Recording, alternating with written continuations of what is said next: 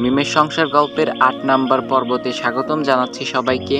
তো বেশি কথা না বলে ভিডিওটা শুরু করা যাক। মিমকে এমন ছোঁয়া দেখে কেমন জানি ভালো লাগছে না আয়নের। যাই হোক, গুটি গুটি পায়ে আয়নের আশেপাশে সবসময় তো ঘুরতে থাকে মেয়েটা। আজ এমন শুয়ে আছে, তাকালো না আয়নের দিকে একবার। আচ্ছা, মিম এমন করছে কেন? কি হয়েছে ওর? আয়ন শাওয়ার ছেড়ে দাঁড়িয়ে আছে আর ভাবছে। শাওয়ার শেষে আয়ন বের হয়ে একটা ট্রাউজার আর নীল কালারের পাঞ্জাবি পরে বের হলো। আয়ন বের হয়ে একটা জিনিস খেয়াল করলো, আজ তার বউ শাড়ি পরা নেই। তার মতো নীল রঙের একটা সালোয়ার কামিজ পরেছে। পেছন থেকে যা অবজার্ভ করলো, চেহারা তো দেখারই কোনো কায়দা নেই। আয়ন যে টেবিল থেকে লেবুর শরবতটা খেয়ে নিল, তার নজর মিমের দিকে। কি হয়েছে মেয়েটার? আয়ন ভাবছে, জিজ্ঞাসা করব।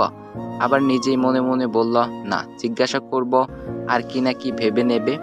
আয়ন খাটের ওপর আধ শোয়া হয়ে ল্যাপটপ নিয়ে বসল, কাজের মাঝে ডুব দিল। আয়ন কখন যে 10টা বেজে গেছে খেয়ালই করেনি। দরজায় নক শুনে তাকালো আয়ন। আরোহী খেতে ডাকছে। আয়ন রুম থেকে বের হতে গিয়ে আবার মিমের দিকে তাকালো। তারপর আরোহীকে বলল, কি তোমাদের নতুন বউ কি 2 দিন রান্না করে অসুস্থ হয়ে গেল নাকি? আরোহী বলল, এ কি কথা ভাইয়া, ও অসুস্থ, তুই চল, আমি ওকে একটু পরে খাইয়ে দিয়ে যাব ডেকে। আয়ন বলল, আজব, অসুস্থ বললেই হয়, কি হয়েছে? ডাক্তার ফারহানের কাছে শুনে মেডিসিন আনিয়ে নিতাম, মনে মনে বলল। আয়ন নিচে গিয়ে অনেককে দেখে অবাক। আয়ন বলল, আরে ভাই, কবে এলে? অনেক, কাল। আজ খবর নেওয়ার সময় হলো তোমার? আয়ন বলল, আমাকে তো কেউ বলেইনি। অনেক বলল, কাল লেটে ফিরেছিলে, তা ভাবি বলেনি?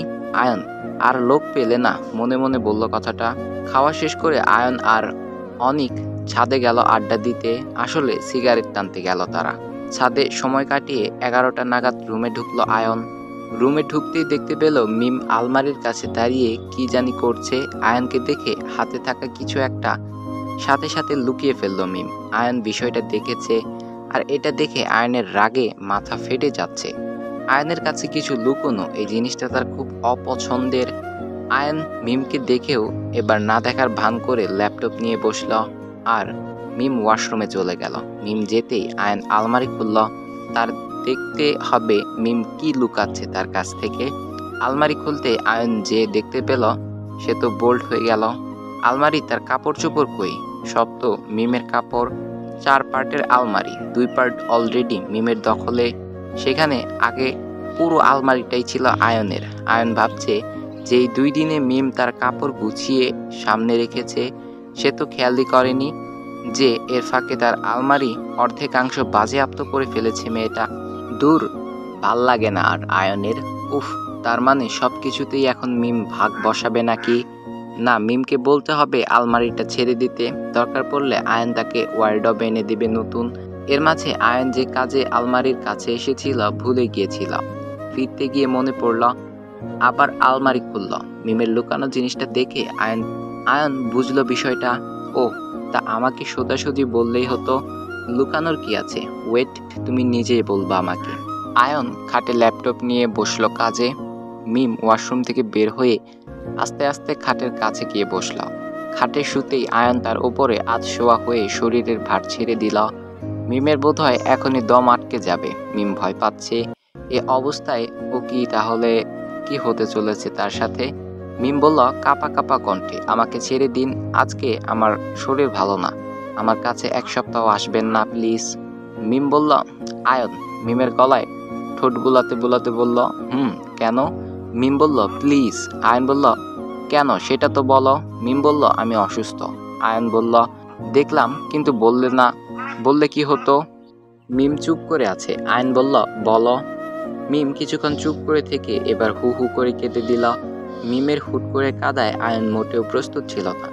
দ্রুত উঠে গেল মিমের ওপর থেকে। আয়ন, আরে কি হলো, কাঁদছো কেন? মিম কেঁদেই চলেছে। আয়ন, আচ্ছা বাবা, আমি তোমার কাছে 1 সপ্তাহ আসবো না, প্লিজ এবার থামো। মিম কাঁদতে কাঁদতে এক কোণে শুয়ে পড়ল খাটের। আয়নের খুব খারাপ লাগছে, কেমন করে কাঁদলো মেয়েটা।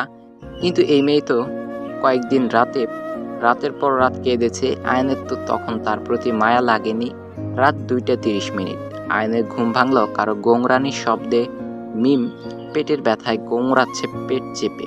আয়ন সাথে সাথে উঠে বসল। মিম, কি হয়েছে? মিম, খুব কষ্ট হচ্ছে? মিম: আর পারছি না আমি, খুব কষ্ট। আয়ন চুপ করে আছে। আয়ন কি করবে ভেবে পাচ্ছে না। মিমের চোখের পানি আর চাপা আর্তনাদ যেন আয়নের বুকে ছুরি দিয়ে আঘাত করছে। এত রাতে কাকে ডাকবে? আরোহীকে? না, এত রাতে স্বামী স্ত্রীর একটা প্রাইভেসি আছে। ডাক্তার সুশান্তকে ফোন করবে? না না, উনি তো ছেলে। ডাক্তার জয়া তাহলে? পাগল নাকি? আপদকে ফোন করে বিপদ বাড়ানো যাবে না। ডাক্তার ফারহান?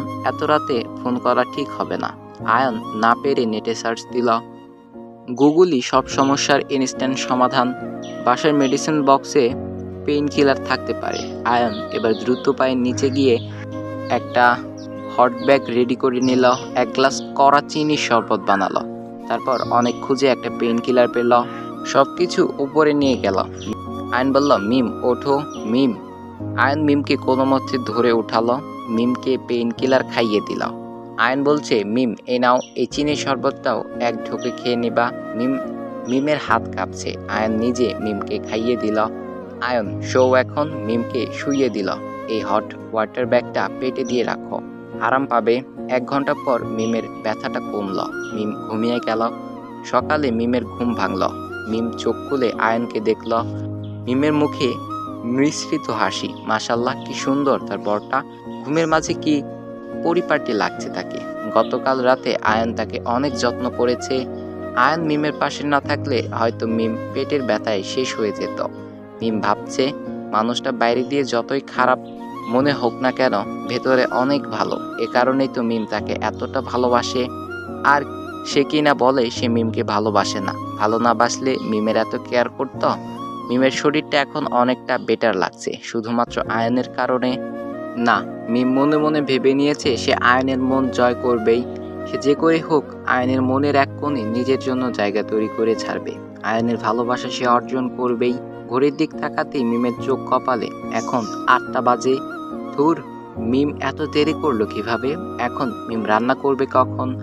আজ কি আবার আয়নের ব্রেড বাটার খেতে হবে না? ফ্রেশ হতে গেল সে দ্রুত। আয়নে কাপড় বের করে নিচে গেল। নিচে গিয়ে দেখে আরোহী রান্নাঘরে। আসসালামু আলাইকুম আপু। আরোহী বলল, ওয়ালাইকুম আসসালাম। শরীর এখন কেমন? আরোহী বলল। মিম বলল, আলহামদুলিল্লাহ আপু, এখন ভালো। আপনি এখানে কি করছেন? আমি রান্না করছি দ্রুত সবকিছু। আরোহী বলল, না, আমি খিচুড়ি রান্না করেছি আজকে, সাথে আচার আছে আর ডিম ভাজি, আয়নের খুব প্রিয় নাস্তা। মিম বলল, ও আপু তাই? আরোহী বলল, হ্যাঁ, তোমাকে যাওয়ার আগে শিখিয়ে দিব। মিম বলল, আচ্ছা আপি, আমি চা বানাই তাহলে। আরোহী, না, আমি বানিয়ে রেখেছি, তুমি উপরে যাও, দেখো আয়নের কিছু লাগে কিনা।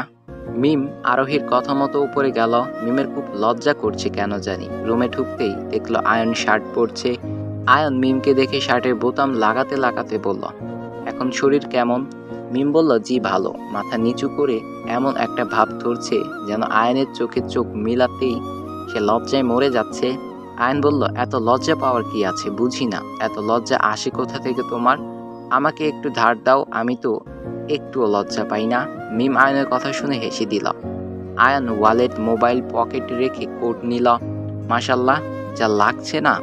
মিম মাথা উঁচু করে তাকিয়ে দেখে তার বরকে মায়া ভরা চোখে দেখছে। আয়ন বলল, সালোয়ার কামিজ পরলে বউ বউ লাগে না তোমাকে? তেমন একটা ফিল আসে না আর কি। সুস্থ হলে এসব পড়া কোনো দরকার নেই বলে নিচে চলে গেল।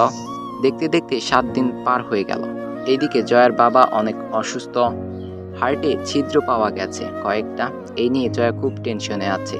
আজ জয়া তার বাবাকে নিয়ে হাসপাতালে যাচ্ছে, ডাক্তার সুশান্তর কাছে।